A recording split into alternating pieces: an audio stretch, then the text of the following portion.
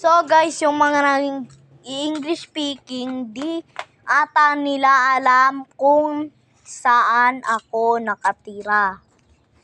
Lang, titingnan ko. Yan, hapon na. Hapon na, di ba maaraw? Yan yung araw, oh. Yan, oh. 53 degrees Celsius ngayon. Ayan, oh. 53 degrees Celsius. Nakikita nyo yan? Ha? Nakikita nyo yan? Ha? 53 degrees Celsius.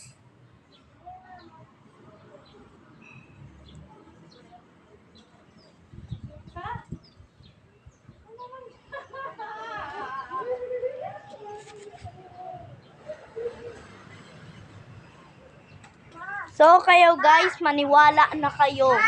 Sa Pilipinas ako nakatira. Bye! Lapit siguro.